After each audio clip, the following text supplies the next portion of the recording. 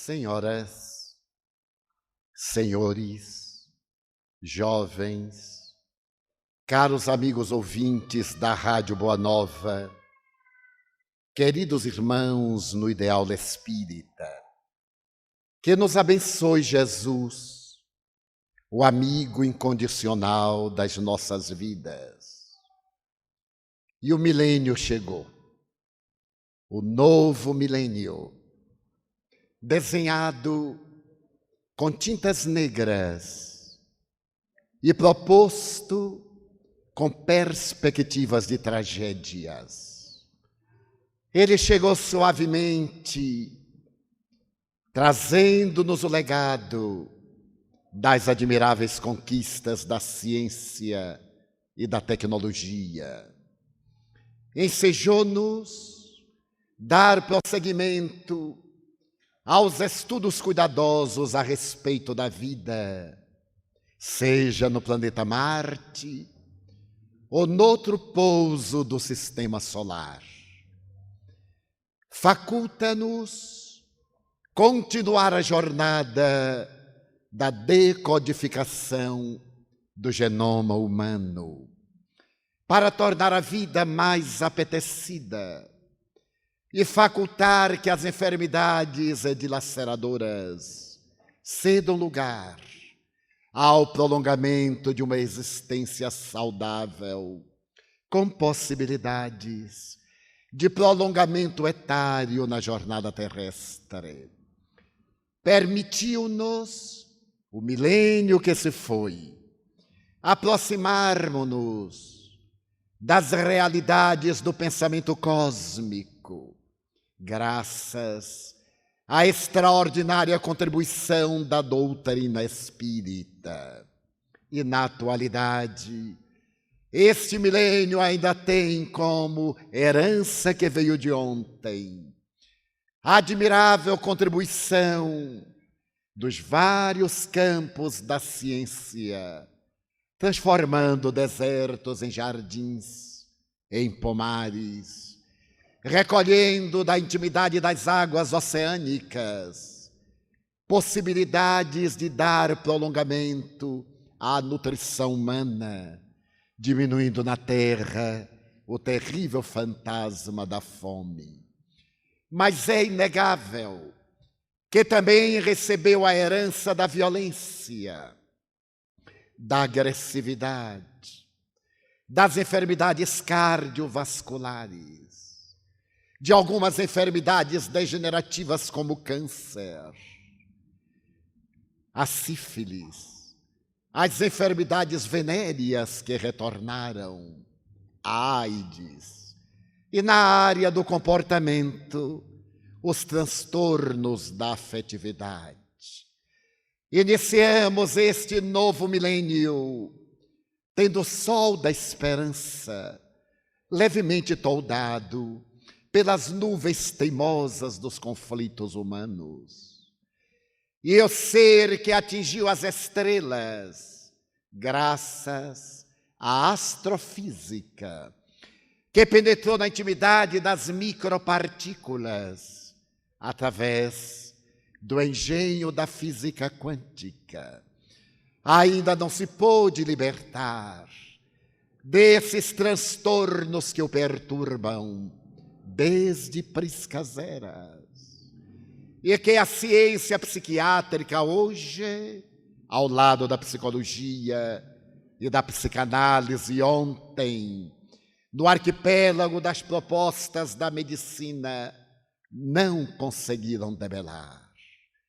Desejamos referir-nos ao terrível transtorno da depressão.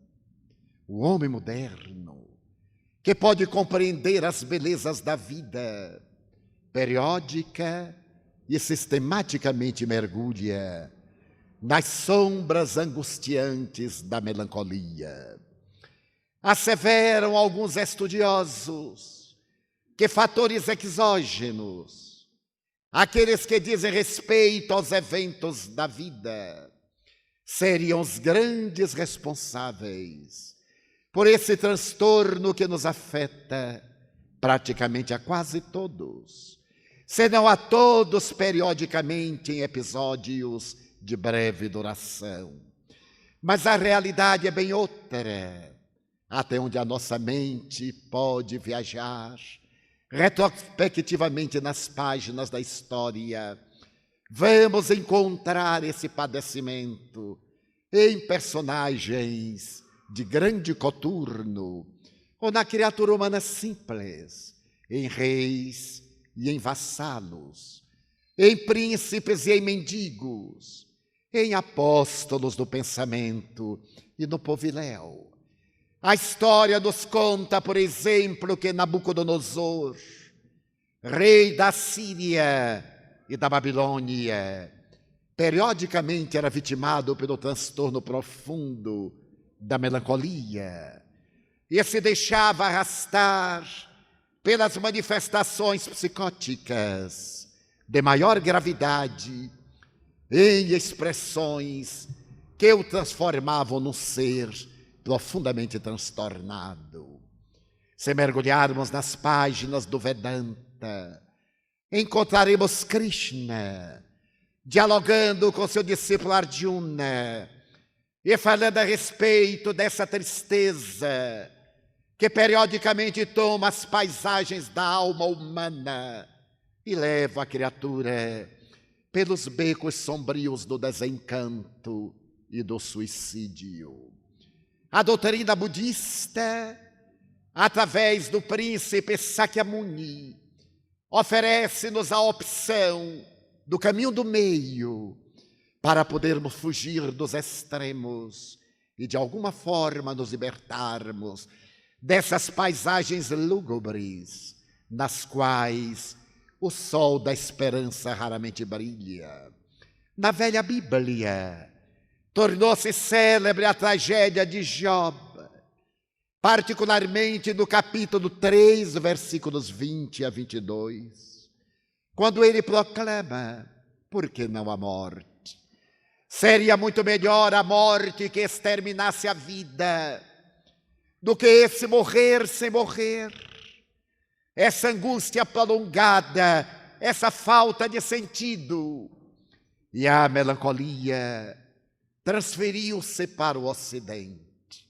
No século IV a.C., Hipócrates já identificava entre os seus pacientes e procurava uma terapêutica conveniente para os arrancar daqueles estados mórbidos de tristeza, de falta de objetivo existencial. Enquanto Aristóteles, fazendo uma análise da mesma melancolia, considerava momentaneamente sagrada, porque seria ela responsável em determinados momentos, conforme Platão, nas palavras de Sócrates, responder pela inspiração que vertia do alto sobre artistas e filósofos, sobre investigadores e estetas, mas não ocultava Aristóteles que periodicamente também essa melancolia afligia as criaturas, levando-as de roldão ao desespero. E a melancolia foi passando de geração em geração, até por volta do século II depois de Jesus, quando Galeno, também pai da medicina grega, procurando interpretar a panorâmica dos distúrbios e das enfermidades, estabeleceu que todos eles eram resultado dos humores, do sangue, da bilis negra, da bilis amarela, da fleuma, e que essa melancolia era resultado da bilis negra, que deveria ser eliminada de qualquer forma através das sangrias, dos vomitórios, dos laxativos, levando os pacientes a um deperecimento de forças, a uma desidratação que invariavelmente precedia a morte. Já por volta do século III, ela passou a ser identificada nos monastérios do nascente cristianismo como assídia ou assédia, que irá merecer de Santo Agostinho um reproche, como sendo uma preguiça que tomava conta dos monges e dos religiosos, bloqueando-lhes a faculdade de agir e de servir ao ministério ao qual haviam entregado a vida.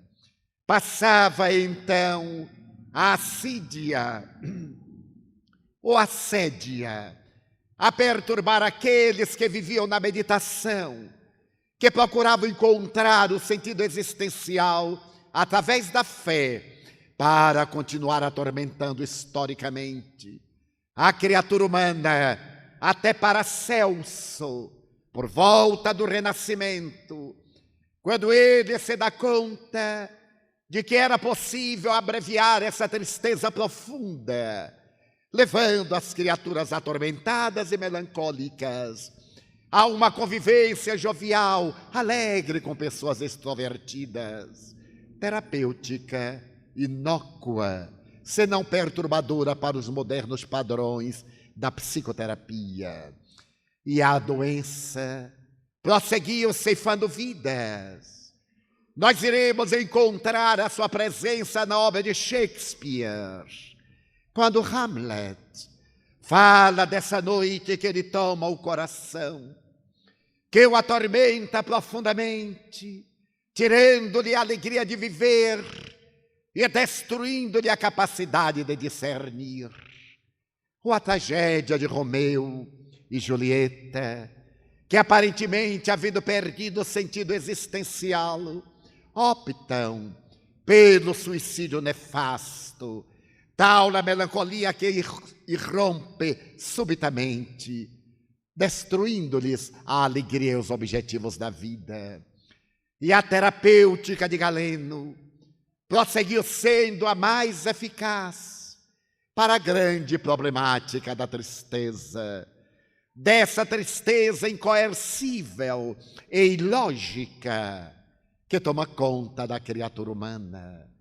No século XVII e meio, Benjamin Rask, considerado o pai da psiquiatria americana, detecta os vasos cerebrais e acredita que eles seriam responsáveis, já não mais a alma angustiada, não mais uma disfunção hepática, mas sim a realidade desses vasos cerebrais que responderiam pela problemática da melancolia, porque até então o cérebro era menos considerado. Não se sabia exatamente qual era a sua função. A partir desse momento e da cerebrologia, as realidades da criatura humana são transferidas dos órgãos chamados inferiores para a área nobre da cabeça. E a proposta de Benjamin Raskin ainda está centrada na terapêutica de Galeno. Através das sangrias, se pode eliminar os humores negros e o indivíduo recobrar a alegria de viver, mas já era uma abertura para que Harvey, identificando a circulação do sangue, abrisse espaço para o entendimento mais profundo da constituição neuronial da criatura humana e dos mecanismos que somente no século XX puderam ser necessariamente detectados graças aos microscópios eletrônicos. A melancolia permaneceu como sendo fator de desagregação da vida, algumas vezes confundida com a hipocondria, mas já agora, no século XIX, deixava de ser apenas um transtorno melancólico para ser considerada tecnicamente como depressão. A palavra aparece pela primeira vez nos dicionários ingleses a partir da segunda metade do século XVIII. E a depressão passou a merecer maiores cuidados quando estudiosos penetraram-lhe a sonda na realidade profunda e identificaram que havia dois fatores essenciais que desencadeavam esse transtorno da afetividade. um de natureza genética, a hereditariedade, portanto de ordem endógena, e outro de natureza exógena, os chamados elementos de vida, os fatores ocasionais, aqueles fatores psicossociais, socioeconômicos, socio-religiosos, que invariavelmente levam o indivíduo a esse transtorno de profundidade.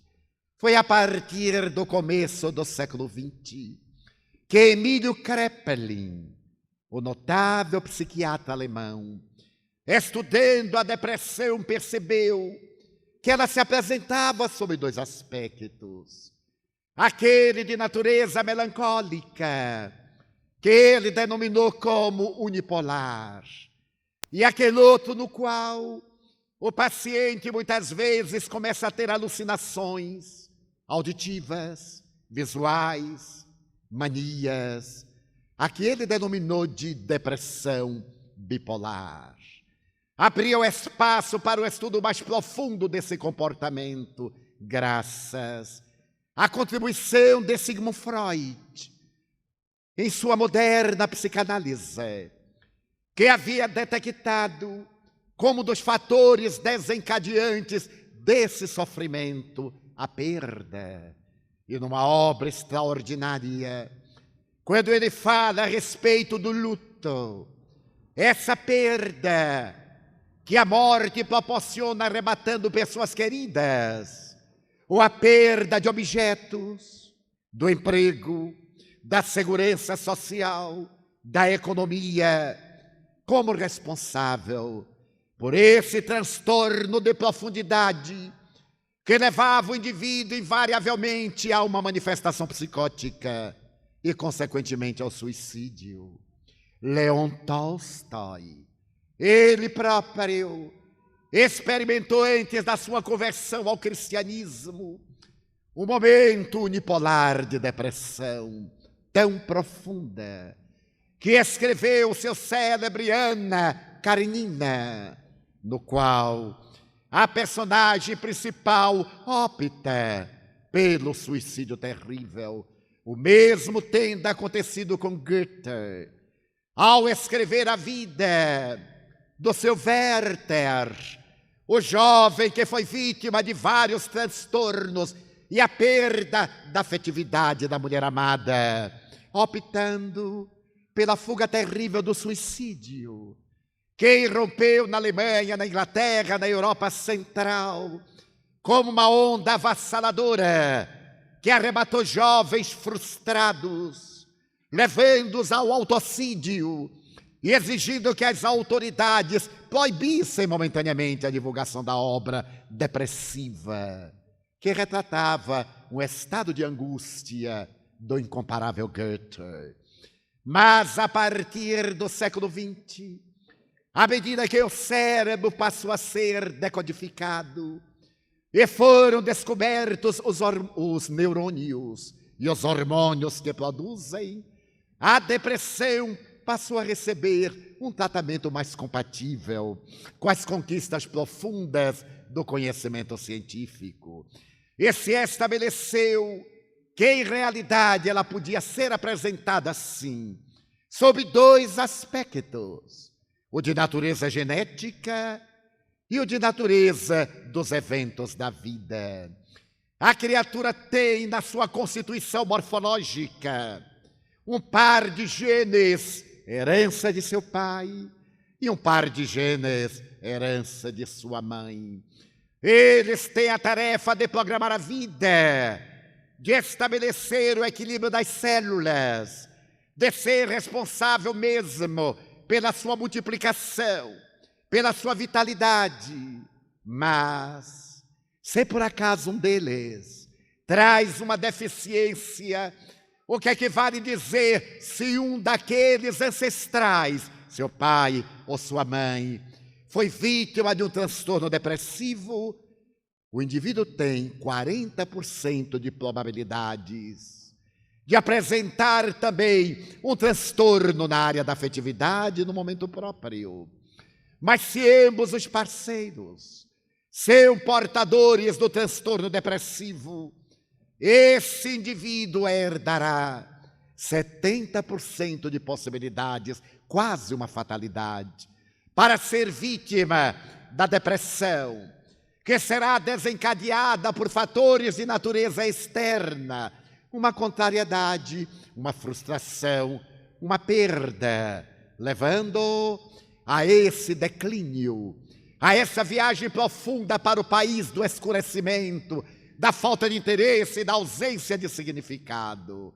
Mas, concomitantemente, a partir dos anos 50 do século passado, graças ao advento dos neurotransmissores, o seu conhecimento profundo, e dos medicamentos que vão agir como fármacos nessas comunicações eletroquímicas interneuroniais, a depressão deixou de ser aquele fantasma do outrora para receber uma terapêutica mais conveniente e compatível com a sua própria urgência no meio da criatura humana.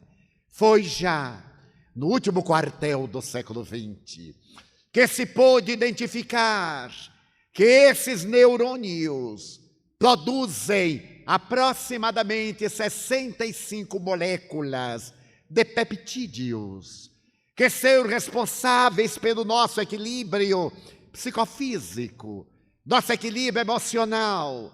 São eles que, de alguma forma, ditam as regras da nossa conduta, da nossa ação, da nossa vida, podendo se destacar entre eles alguns de valor muito profundo, que seriam responsáveis, quando escassos, por essa amarga situação depressiva, levando o indivíduo a um estado de desencanto total e de desarmonia pela vida.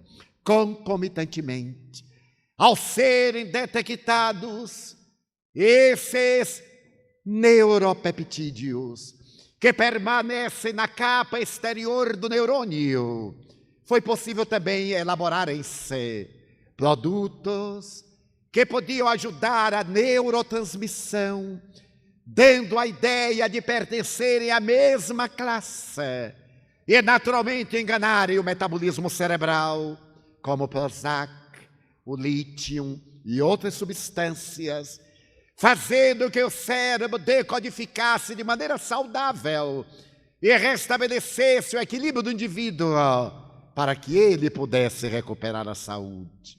A partir daí, a depressão passou a ser vista não mais como uma enfermidade, senão como um transtorno, no qual o indivíduo, e somente ele, pode dar a colaboração mais expressiva a favor da sua própria saúde, da sua própria recuperação. E não obstante, hoje, conforme as estatísticas, em cada 10 cidadãos, 4 são portadores de depressão. Os outros não podem sorrir muito, porque ou foram depressivos ou serão, aguardando apenas a oportunidade própria. É claro que os fatores psicossociais, socioeconômicos, socio-religiosos, socioculturais contribuem largamente para que as depressões se nos instalem, enraizando-se em nosso comportamento e levando-nos a transtorno de profundidade bipolar. Mas não obstante essa contribuição valiosa da ciência, que hoje nos pode libertar dessa antiga melancolia e tornar a nossa vida relativamente saudável, arrancando-nos das várias manifestações desses distúrbios, como a depressão pré-parto, a depressão pós-parto, a depressão sazonal, a depressão infanto-juvenil e outras tantas expressões distímicas do nosso comportamento. Infelizmente, a ciência nas suas bases atuais, exceto a psicologia transpessoal, não pôde localizar a causa profunda do transtorno depressivo. A realidade é que seus neurônios produzem essas moléculas de neuropeptídeos deficitárias.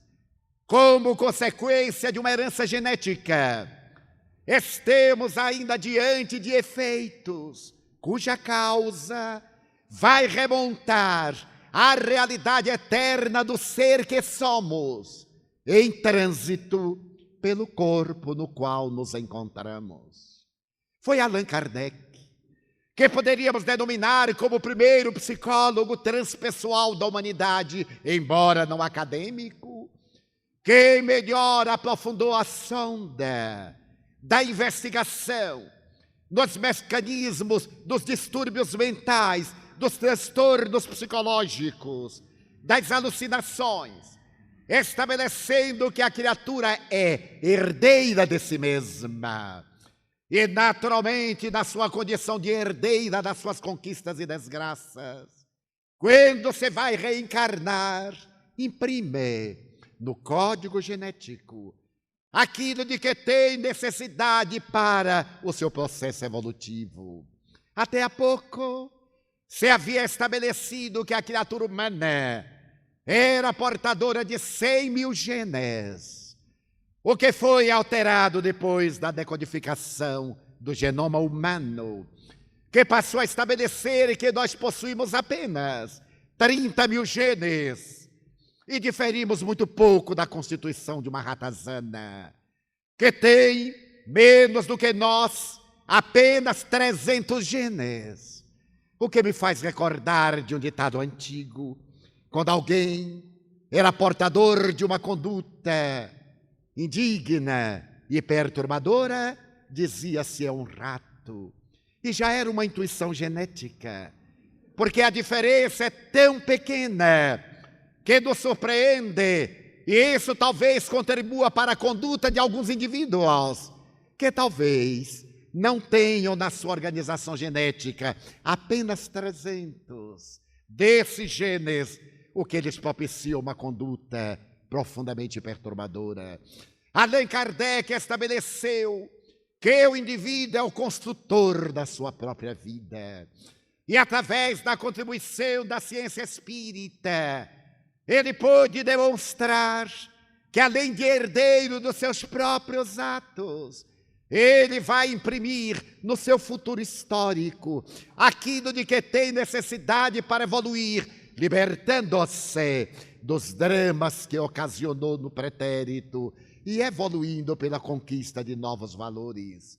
Ao mesmo tempo, estabeleceu que nessa paisagem dos transtornos mentais e daqueles do comportamento, há uma incidência de outras mentes, de outros seres, de indivíduos que viveram conosco, que participaram das nossas atividades e que, não obstante haverem sido por nós zelados, traídos, ofendidos, porque nos não perdoaram, vinculam-se-nos.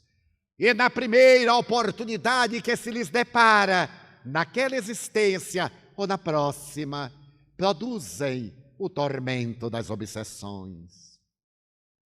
Allan Kardec demonstrou que na raiz das enfermidades mentais, invariavelmente existe a presença de um contingente de ordem obsessiva, o que não quer dizer que todas as enfermidades mentais e de comportamento sejam necessariamente obsessão. Mas quando esse transtorno obsessivo se prolonga, capítulo 18 de O Evangelho, na última página, das considerações finais a respeito das preces pelos obsidiados, quando esse transtorno se prolonga, ele pode abrir espaço para a enfermidade orgânica, sendo necessário, nesse caso, o tratamento magnético, o tratamento médico e também o tratamento espiritual. E conclui dizendo, cessada a causa, desaparece o efeito, convidando-nos a recorrer à colaboração da ciência médica, a fim de realizarmos o nosso trabalho de busca da saúde mental e, concomitantemente, a busca da terapêutica espírita, da sua psicoterapia, da sua terapia magnética, da sua colaboração fluídica e das admiráveis sessões de desobsessão, através das quais aquele agente perturbador, depois de esclarecido, pode abandonar o seu propósito e libertar o paciente do seu transtorno. Coloquemos isso em termos de uma experiência que vivenciamos no ano de 1978 na Mansão do Caminho. Naquele laboratório de almas, por onde passaram, como disse o professor José Raul Teixeira, quase 1000 crianças que hoje são adultos, pais e avós. Um dos meninos, no mês de maio do ano referido, aos 16 anos de idade, subitamente foi tomado por uma estranha melancolia. Naquele dia eu me preparava para viajar no de imediato em uma tarefa ao exterior. E já eram avançadas horas da noite, quando meu filho adotivo se me acercou. E enquanto arrumava a mala, ele me disse: tio, eu não sei explicar ao senhor. E a noite passada eu tive um pesadelo. A sensação de que um monstro peludo me perseguia. E eu me libertei caindo em um abismo que não tinha fundo, e em cuja queda despertei apavorado e banhado por álgido suor. Desde então, pela madrugada, eu não tive mais paz. Uma tristeza imensa tomou-me conta da alma. E quero dizer ao senhor que eu estou com medo. Não sei por quê. Subitamente eu estou dominado por um medo estranho de que algo muito terrível me vai acontecer. Eu lhe pedi que esperasse um pouco. E ao terminar de arrumar a mala, já que viajaria pela madrugada seguinte, sentei-me, conversei e percebi que era uma síndrome depressiva. Concomitantemente, apliquei-lhe a bioenergia através de um passo. E enquanto fazia, detectei a presença de um espírito muito perverso que tentava esconder-se e que deve ter sido a causa daquele sonho perturbador e dessa tristeza que lhe tomara conta todo dia. Pedi-lhe que procurasse ao seu irmão, o nosso filho que é médico, para que na minha ausência se encarregasse de cuidar dele ao tempo em que recebia a terapêutica espírita na Mansão do Caminho. Pedi ao meu filho que se encarregasse do caso e viajei naturalmente preocupado. Uma semana após, da cidade de Roma, telefonei para ter notícias da instituição e soube que o meu filho estava internado na clínica psiquiátrica do Hospital das Clínicas, porque a sua depressão se fez tão violenta que ele mergulhou de imediato no estágio bipolar, começou a ter manias e a tentar suicidar-se, desejando buscar um lugar muito alto para precipitar-se na direção do abismo. Mas estava sob controle psiquiátrico, com a terapêutica da época, 1978. À medida que os dias se passaram, era uma viagem muito longa, a notícia era que ele continuava no mesmo estágio, maníaco, desejando suicidar-se, e o médico resolveu por aplicar-lhe a sonoterapia. Quando retornei, ele continuava ainda no estágio de adormecimento, com a carinhosa assistência do seu irmão e do especialista. Era dia de reunião mediúnica de nossa casa. Para aqueles que não conhecem a doutrina espírita, esta ciência monumental é divulgada por todos os meios possíveis, através de conferências, de periódicos, de livros, pelos recursos da moderna mídia, para informar as suas bases doutrinárias, os seus fundamentos científicos, a sua proposta filosófica e a sua realidade religiosa de restauradora do Evangelho. Mas, concomitantemente, tem atividades práticas ou experimentais através do concurso da mediunidade, conforme o próprio codificador Allan Kardec nos ensinou nas obras básicas. Essa atividade é dedicada a atender aos portadores de mediunidade, que devem educar as suas faculdades, desenvolvê-las no bom sentido da palavra, mas que, para poderem participar das experiências mediúnicas, são convidados antes ao estudo sistematizado da doutrina, a tomarem conhecimento com o próprio propósito filosófico do pensamento espírita, a tomarem conhecimento do seu sistema nervoso, do mecanismo da mediunidade, da finalidade do exercício dessa faculdade, dos objetivos essenciais, da conduta moral que deve ter, a fim de atrair espíritos que estejam na mesma faixa de comportamento ético-moral. Somente o que e após é que o indivíduo deve adentrar-se no laboratório da mediunidade,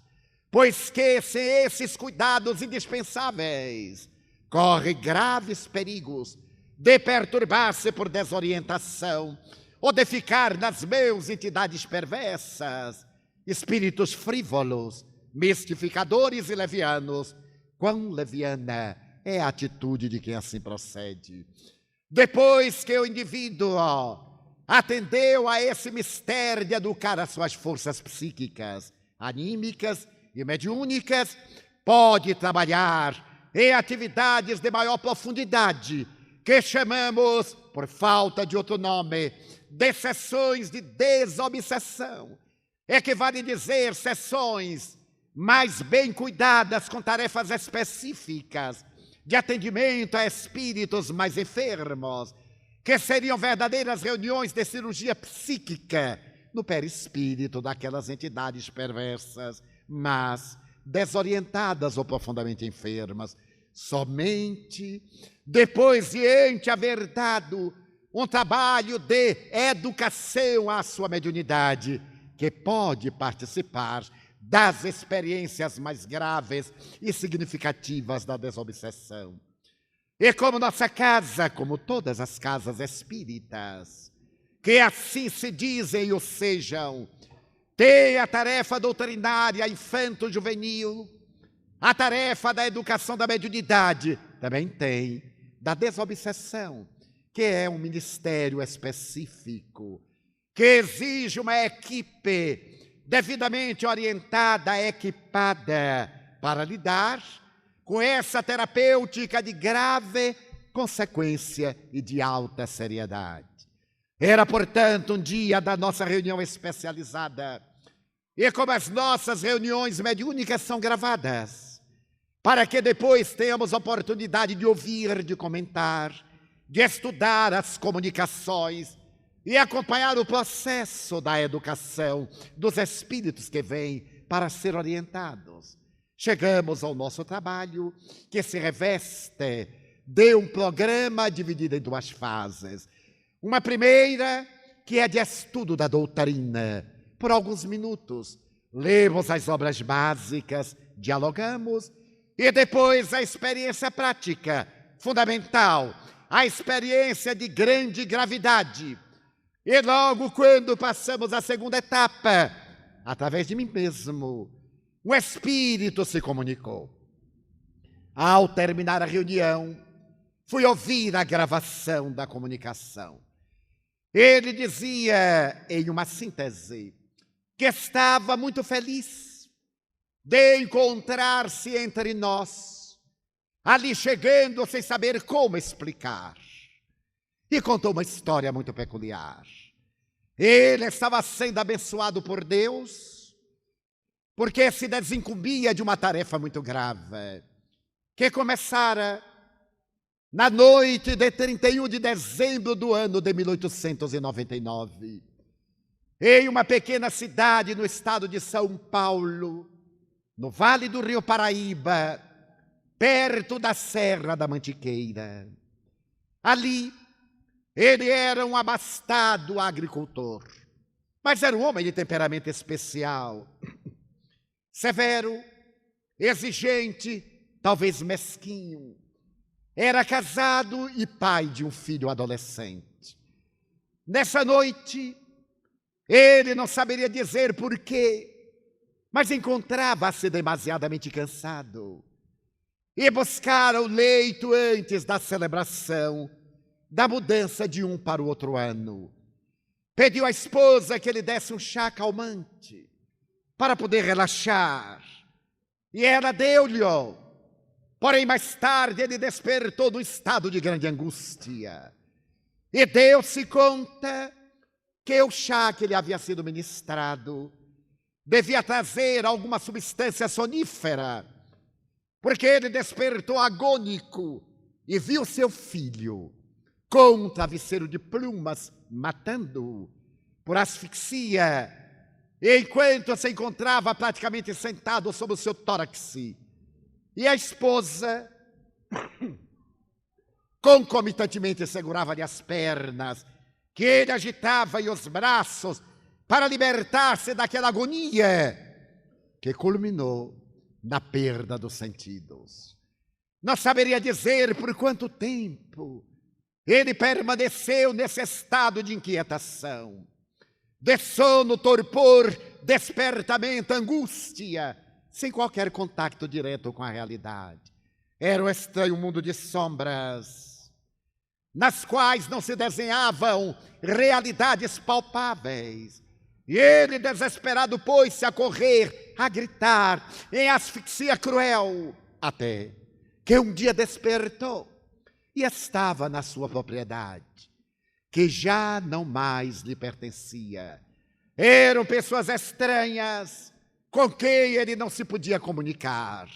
E na angústia que então adveio, ele descobriu, graças à informação de outros habitantes invisíveis para as pessoas da propriedade, que ele havia morrido. Havia sido vítima de um choricídio, de um parricídio, e que o seu filho e a sua mulher haviam vendido a propriedade e se haviam transferido para a cidade de São Paulo, onde estavam vivendo de maneira nababa, sem qualquer responsabilidade nem compromisso. Ele começou a entender o que era a morte. Era nada mais do que o reencontro com a vida. O ódio que lhe tomou conta do pensamento foi de tal natureza que se sentiu cego, perturbado e pôs-se a procurar aqueles homicidas que não conseguiu localizar. Por volta do ano de 1950, ele continuava na busca quando um dia foi atraído por uma jovem de 24, 26 anos. Era como se a jovem fosse um imã e ele fosse pedaços de ferro atraídos e que a ela se vinculavam. Ele não saberia explicar a antipatia que nutriu pela mulher e aquela situação embaraçosa da qual ele não conseguia libertar-se. Aonde quer que ela fosse, ele era arrastado por esse estranho magnetismo. Mas numa noite, enquanto ela dormia, ele percebeu que saía do seu corpo o espírito parcialmente, vencido o corpo pelo transe do sono natural, e percebeu que aquela jovem era sua mulher. Ele não saberia explicar como estava ela mascarada. E quando ela o viu, teve um choque muito grande, o reconheceu e voltou desesperada ao corpo. E a partir daí, passou a ter distúrbio de sono, uma das primeiras síndromes da depressão. Toda vez que se ia deitar, ela estava com a sensação do reencontro, passou a ter medo de dormir, e ele a vigiava, porque se informou que ela estava reencarnada. Porque o fato de ser um espírito desencarnado, necessariamente não se tem conhecimento de tudo. Cada um desperta no além com a bagagem que leva do aquém. Nós somos lá a continuação daquilo que fizemos aqui. e voltaremos à terra com a consequência dos nossos atos. Ele se informou da reencarnação, que nessas faixas inferiores é automática. É um fenômeno da lei, como a gravidade, como a eletricidade, sem que os espíritos nela envolvidos tenham consciência da sua ocorrência. Sabendo que a reencarnação era uma realidade, que ela estava ali, pouco lhe importava dar-se conta que era um outro ser, uma personalidade, porque era o mesmo espírito, a criminosa. Não se importava que fosse uma mulher jovem. Ele foi tomado pela sanha do ódio e lentamente, à medida em que ela era apavorada, o seu perispírito assimilava-lhe as vibrações, as induções, porque os espíritos não entram nos indivíduos como um líquido entra no vasilhame. Mesmo das chamadas subjugações, palavra que Kardec usou para substituir possessão, que daria a ideia de interpenetração. Mesmo nesses casos de subjugação profunda, o espírito não está dentro do corpo do indivíduo, mas está através do perispírito comandando no centro do chakra coronário, cerebral ou sexual, de acordo com a área que ele deseja perturbar ou conforme a dívida do indivíduo. Ele passou a manipulá-la até que, nesse intercâmbio, ele passou a viver as experiências da vida carnal, a desfrutar das sensações. E ela entrou em colapso profundo, fez a depressão bipolar, passou a ter visões, passou a ouvir-lhe a voz e a ter manias. Estava o quadro psicopatológico dentro das instruções acadêmicas e foi internada no manicômio. Era o único hospital que havia na cidade do Salvador na época. Mulher pobre, sem parentes que se interessassem pela sua vida. Ali ela foi atirada liminarmente e mais tarde ele a levou ao pátio dos alucinados e ela foi estuprada, de cujo estupro, por consequência, veio a gravidez. Nasceu-lhe um filho, que era este que agora ele estava perturbando.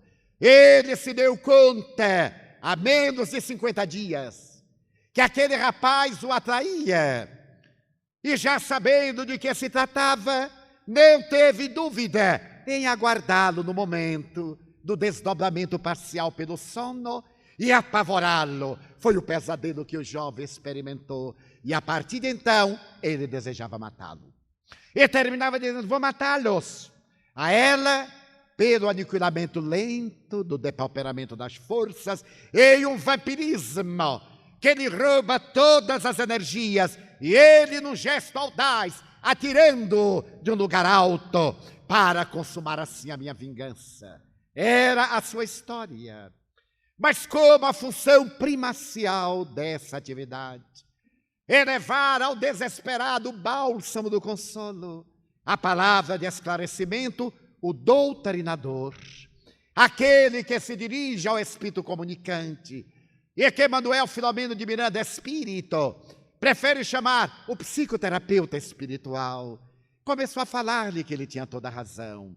Mas já se haviam passado 78 anos e ele continuava tão infeliz como nos dias que sucederam a tragédia. Estava chegando a hora de ele ser feliz. E ele disse: como serei feliz? Perguntou. Abandonando-os, dando-nos o direito de ele se recuperar e irem à sua vida e você também buscar a sua felicidade. Ele sorriu sarcástico.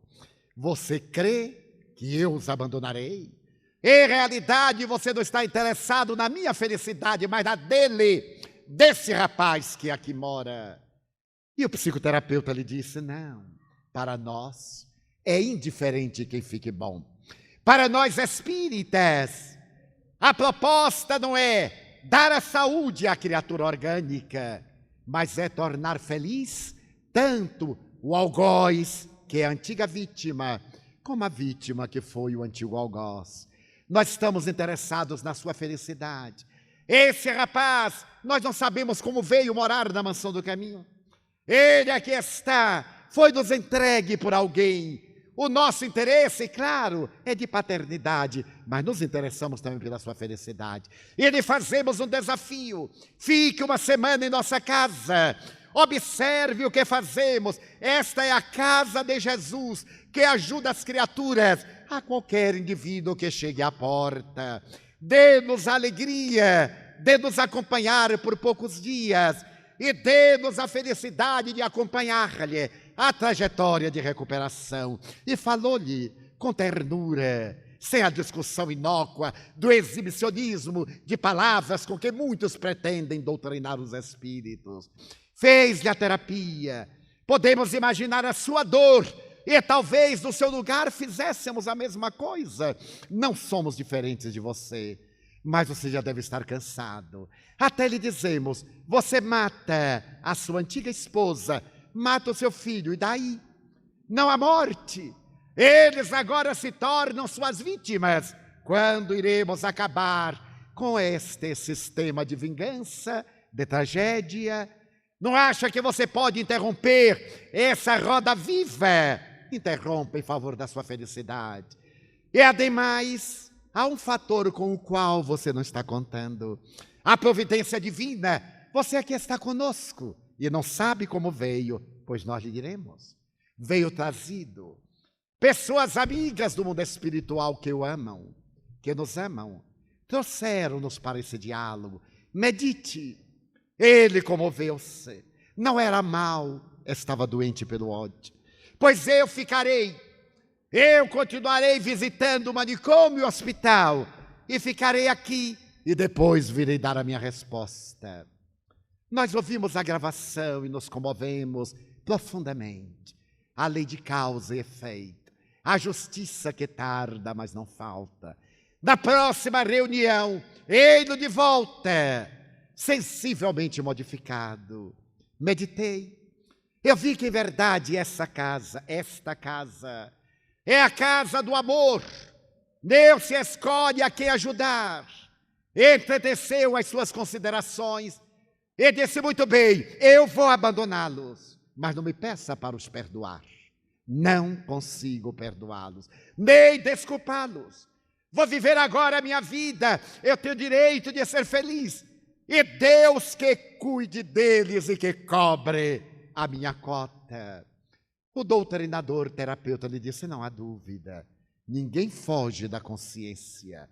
Eles resgatarão através de tantos fenômenos as dores morais, as dores emocionais, os infortúnios de toda a natureza. Não nos cabe ser juízes em causa própria. Comoveu, ele despediu-se. E no dia seguinte, às 9 horas da manhã, eu recebi um telefonema do Serviço Social do Hospital das Clínicas. A funcionária dizia, senhor Divaldo, venha ver seu rapaz. Ele está insuportável. Ele despertou, embora sob uma alta dose de medicamento. A sonoterapia continuava, mas ele despertou a partir das 5 da manhã e está desesperado, deseja ir-se. Está delirando porque não sabe o que aconteceu. Eu fui vê-lo. E a primeira pergunta que ele me fez foi essa, mas tio, o que é que eu estou fazendo aqui amarrado nesta cama? Eu lhe disse, lembra-se que você me havia dito da tristeza? Pois muito bem, meu filho. Você fez um quadro depressivo, profundo, psicótico e está sob medicação. Mas tio, eu estou melhor. É que o monstro não me deixava. Eu não me lembro de nada, somente que eu estava correndo, e com ânsia de pular, livrar-me desse monstro peludo horrível. Quero ir para a mansão do caminho. Você vai, meu filho. O quadro agora está melhor. Vamos aguardar o psiquiatra. Quando chegou o psiquiatra, um notável estudioso, era catedrático da nossa universidade. Ele pediu permissão para que desse alta ao meu rapaz. E ele continuaria fazendo o tratamento ambulatorial e desejavam se tirar do hospital. O psiquiatra de formação materialista, um homem profundo conhecedor da psique humana, Me diz, mas senhor Divaldo, o caso dele é muito grave. E se não tivermos muito cuidado, ele se suicidará. É um psicótico maníaco depressivo. Eu desreconheço, doutor, mas eu assumo a responsabilidade. Ele é de menor, eu sou responsável perante as leis, eu tenho documento, ele mora em nossa casa. Nós temos um filho médico, naturalmente ele continuará fazendo tratamento psiquiátrico e nós vamos cuidar de dar-lhe assistência moral, social, etc. Ele diz, mas ele vai matar-se. Eu digo, não vai, doutor. Por que o senhor tem tanta certeza? E eu digo, meu Deus, agora quem vai ficar internado sou eu. Mas eu vou dizer, porque eu sou espírita, ele também é espírita. Está conosco desde os 3 dias de vida. E nós acreditamos que num quadro desse, a interferência de obsessão do mundo espiritual. Digamos que ele teve um fenômeno obsessivo que se pode converter numa depressão bipolar por transtorno cerebral. O médico me olhou assustado e me disse, mas senhor Divaldo, e me perguntou, o senhor acredita nisso? Eu digo, acredito, doutor. Mas não existem espíritos, senhor Divaldo. Eu disse, aí o doutor extrapolou. Que o senhor me diga que não crê, eu aceito perfeitamente. Mas que me afirme que eles não existem, o senhor não tem autoridade, me desculpe. Porque eu estudo essa questão, naquela época, há 21 anos, há 31 anos. É natural que eu tenha conhecimento, e o doutor, por certo, nunca leu um livro. Ah, mas todos sabem, eu digo errado. Porque todos acham que os psicopatas não ficam bons nunca. E a tese é falsa, é medieval. Nessa área, eu lhe peço o favor de me respeitar. Como eu respeito o senhor na sua área. Ele vai sair e nós vamos cuidar. Porque, eu disse, agora ele vai ter um choque maior. O espírito obsessor que o levou ao transtorno dialogou conosco e disse que ia deixá-lo em paz. Ele me olhou, disse, senhor Divaldo, o senhor está bem? Eu disse, muito bem. Tão bem que desde que o espírito prometeu deslocar-se às 22 horas de ontem, às 5 da manhã de hoje, ele despertou e está ótimo. Ah, ele está agitado porque quer ir para casa. Ele está aqui no hospital há mais de 40 dias. É natural, o hospital não é um hotel. E até hotel, de vez em quando, a gente gosta de voltar para casa. Ele disse, mas senhor Divaldo, eu não vou assinar. Eu digo, vai sim, senhor. Porque eu sou responsável por ele. Eu vou ao juiz de menores agora. E lhe peço licença para não criarmos uma situação desagradável. Porque eu sou responsável legal. E eu recuso que ele continue internado. Nós temos condições de o assistir, de dar a conveniente terapia médica e a espiritual. Na cidade de Salvador nós temos um ditado. Ele me olhou e disse, senhor Divaldo, eu não darei mais do que 10 dias para ele suicidar-se. Eu disse, se ele não se suicidar, eu rasgo meu diploma e como. Eu disse, não esqueça de colocar alfafa, porque ele não vai suicidar. E eu virei aqui trazer-lhe o convite de casamento dele ou de formatura na universidade. Sorrimos ambos, é claro. Abraçamo-nos. Com esse sorriso você me paga. Mas sorrindo jovialmente. Retirei o meu filho, levei. Ele foi levado a um outro psiquiatra. Continuou a tomar a medicação, a receber a assistência do clínico para atender ao corpo que estava abalado e a receber a terapia do passe. Foram passando os dias e mais ou menos 30 a 35 dias depois, ele já em franca convalescença, já recuperado, eu estava na Mansão do Caminho quando o porteiro me chama pelo interfone. Tio Divaldo, aqui tem uma senhora que quer lhe falar. Não é a hora do atendimento, porque nós temos horário para tudo, é natural. E o senhor, ela está tão desesperada que eu lhe peço, por favor, para atendê-la. Eu disse, pois não, mande entrar. Ela entrou, nós a recebemos. E quando eu olhei a senhora, era o rosto de meu filho. Então eu associei. Eu disse, meu Deus, deve ser a paciente que a entidade estava perseguindo. E lhe perguntei o que desejava. Ela me disse, senhor Divaldo, eu saí do hospício há 3 dias, do manicômio, não tenho para onde ir. E, ademais, eu estou procurando por um filho. Eu fui informada que, aos 16 a 18 anos, eu tive um filho de um esquizofrênico. Imaginem a carga genética de um esquizofrênico e de uma outra. E então eu soube que ele foi mandado para um lar de crianças. Eu estou desesperada. Eu queria encontrar meu filho para ver se ele me pode ajudar. Eu perguntei, e como eu vou saber? Não sei, seu Edivaldo. Porque também eu não sei. Eu estava louca total. E há pouco tempo eu acordei boa. Fiquei lá no pátio, para lá, para cá. Acharam que eu estava boa mesmo, deixaram um pouquinho para ver se piorava. Como não piorou, me mandaram embora. E quando eu saí, a enfermeira disse que eu tinha um filho, que eu procurasse ou na casa do tio Juca, que era um lar de crianças, ou na mansão do caminho. Ele não está lá. Será que meu filho está aqui? Como eu vou saber, minha irmã? Mas, em todo caso, façamos o seguinte. A minha rapaziada de 14, 18 anos está no ginásio. Nesse tempo, nós não tínhamos o ginásio na mansão. Não era o primeiro grau completo. Vamos almoçar, você fica um pouco conosco. E às 17 horas, depois que eles chegarem, eu chamarei todos. E a senhora me diz quem é seu filho. Mas, seu Edivaldo, como é que eu vou saber? Eu digo, sabe. As mães sabem. Elas têm o magnetismo que descobrem. Vamos almoçar. Era uma mulher muito modesta, ela recusou, mas insisti. Levei-a quase à força e pedi-lhe que repousasse até às 16h30, 17 horas. E me lembrei que aquele menino havia me sido entregue por uma colega no instituto em que eu trabalhava. Deus me deu a honra nesta encarnação de haver sido funcionário público. Uma verdadeira felicidade. Eu trabalhei no IPASE, um instituto de previdência que hoje é amado por todos os brasileiros das 4 letrinhas INSS. Quem é que não ama? Pois eu fui de lá. Então a colega me pediu para ficar com uma criança que nascera no manicômio e eles não sabiam o que fazer. Então deu-me, ela dizia que a mulher deveria morrer, ela estava muito debilitada.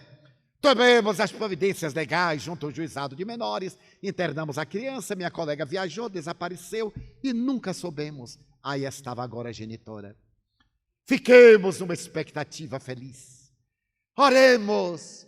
E às 17 horas eu chamei os 18, entre 14 e 18 anos. Fiz um semicírculo, coloquei o ex-paciente na extremidade direita. Chamei a senhora e disse, aqui estão os maiores da mansão do caminho. Diga-me qual é seu filho. Mas, seu Edivaldo, eu não sei. Eu digo, vai descobrir. Ela olhou para o primeiro e eu sorri, porque ela balançou a cabeça negativamente. Lembrando-me dos filmes, quando se vai examinar o criminoso através daqueles espelhos falsos. Ela olhou para o segundo, me olhou, para o terceiro, e foi olhando. E meu filho olhava com avidez, com ansiedade, trêmulo, até que ela olhou para ele e me disse baixinho, eu acho que é aquele, seu Edivaldo. Eu digo, então, os outros, façam o favor de ir para casa. E o meu filho veio se acercando, no meu lado direito, e disse assim, tio Edivaldo, quem é esta mulher? Eu sonhava com essa criatura e o bicho hediondo. Eu digo, não sei, meu filho, não sei quem é. A senhora afastou-se, olhou para ele, os dois rostos, a marca genética. De repente, meu filho disse algo que nunca havia pronunciado antes. Foi tomado de um impulso, abraçou a senhora e disse-lhe, mamãe. A palavra, com a carga de emoção, fez-nos estremecer. Choraram, eu também. Passamos a viver aquela emotividade. Ela disse, Edivaldo, é este? Este é meu filho, não é? Eu digo, deve ser. Tudo indica que sim. Agora conversem. Faz 18 anos que vocês não se veem. Tem muito o que conversar. Não me deixe a sós, disse ela. Eu disse, então sentemos e conversamos. Ele ficou segurando as mães, ele nunca havia pronunciado a palavra mamãe. Nunca. Todos somos tios. Ele se ajoelhou e ficou olhando para ela e rindo. A senhora me aparecia nos sonhos. Meu Deus. Eu disse, agora vamos passar ao momento prático. Aonde você mora? Eu estou dormindo na rua. Eu disse, então vamos arranjar um lugarzinho para a senhora aqui no bairro, perto da mansão. A senhora vai fazer um tratamento agora em nosso centro médico, vai ficar mais forte, vai trabalhar, vamos arranjar um trabalho aqui para ficar perto de seu filho. E mais, ele ficará conosco a semana e no domingo vai ficar com a senhora para lhe ajudar. Está bem? Ela não podia falar, tremia. Eu disse, é assim que Jesus quer. Ele sempre traz a ovelha ao rebanho. E assim fizemos. Conseguimos uma casinha muito modesta, fomos pintá-la, levamos os meninos maiores. Ela ficou ali na casinha, foi tratada no nosso ambulatório, colocamos-la depois no jardim de infância para auxiliar na limpeza. Ele passou a estar com ela, e quando completou 18 anos, ele me disse, tio, eu quero pedir a emancipação. Mas meu filho, você ainda está estudando, não tem trabalho seguro. Em todo caso, se é isso que você quer, eu quero ficar com mamãe. Os senhores observem os vínculos do passado. Quero estar com ela. É natural, meu filho. Vamos conseguir um trabalho, um emprego. Você me promete não abandonar os estudos. E o mais, Deus proverá. Assim aconteceu, e 6 meses depois, ele foi morar com a genitora, ela continuou trabalhando, ele também estudou. Aos 24 anos de idade, casou-se. A jovem com quem se casou aceitou jubilosamente a sogra. E posteriormente, ele se tornou pai. Quando a esposa estava em gestação, ele me disse, tio, de vez em quando aquele sonho retorna, com outro aspecto. Já não é mais o animal peludo que me persegue. Eu vejo um homem que me pede a oportunidade de receber. O senhor sabe o que é? Eu digo, não tenho ideia, meu filho. Deve ser algum espírito amigo que vai reencarnar através da sua esposa. Nasceu a criança, menino, e quando o menino completou 2 anos, ele me perguntou, tio, eu gostaria tanto de ter notícia de quem é meu filhinho. O senhor sabe? Eu digo, vagamente. Por quê? Porque ele é tão singular. Ele me olha, me beija e me morde. Eu digo, então é conhecido. Não há dúvida que é conhecido. Pode ter certeza, meu filho. Neste momento, aí está encerrado o total capítulo daquela manifestação, aquele transtorno da afetividade, daquela manifestação depressiva. Eu gostaria tanto de agradecer-te, de dizer-te que amo a vida, que para mim é bela e consentida, de dizer-te que amo ao amor. Muito obrigado, Senhor, pelo que me deste, pelo que me dás, pelo ar, pelo pão, pela paz, pela beleza que meus olhos veem no altar da natureza.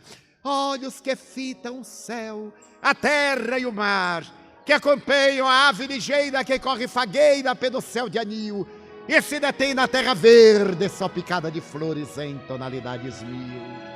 Muito obrigado, Senhor, porque eu posso ver meu amor. Mas diante da minha visão eu detecto os cegos, que se debatem na escuridão, que tropeçam na multidão, que choram na solidão. Por eles eu oro, e a ti eu imploro comiseração, porque eu sei que depois desta lida, na outra vida eles também enxergarão. Muito obrigado pelos ouvidos meus, que me foram dados por Deus, ouvidos que ouvem o tamborilar da chuva e do vento no telheiro, a voz melodiosa, melancólica do boiadeiro, a música que desce do morro na praça a cantar, e a melodia dos imortais que a gente ouve uma vez e não esquece nunca mais. Diante da minha melodia, eu quero rogar por aqueles que perderam a faculdade de ouvir, e por eles eu me ponho a orar, porque eu sei que depois desta dor, do teu reino de amor, eles voltaram a falar. Muito obrigado pela minha voz, mas também pela sua voz, pela voz que canta, que ama, que ensina, que alfabetiza, que legisla, que trauteia uma canção. Pela voz que o teu nome profere em sentido da emoção, diante dessa melodia, eu quero rogar pelos que sofrem de afasia. Eles não cantam de noite, eles não falam de dia. Eu sei que depois desta prova, na vida nova eles também cantarão.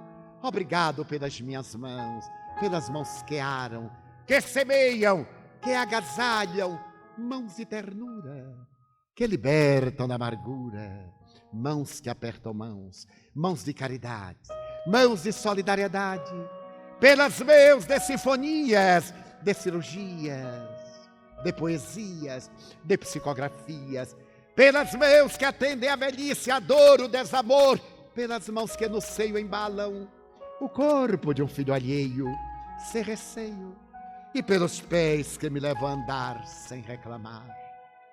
Muito obrigado, Senhor, pelo corpo que eu tenho e que me permite andar, pelo corpo perfeito, saudável, e diante dele eu olho aqueles que são marcados, paralisados, mutilados, e não se podem movimentar. Eu oro por eles, porque eu sei que depois desta expiação, na outra reencarnação, eles também bailarão. Muito obrigado por fim, pelo meu lar. É tão maravilhoso ter um lar.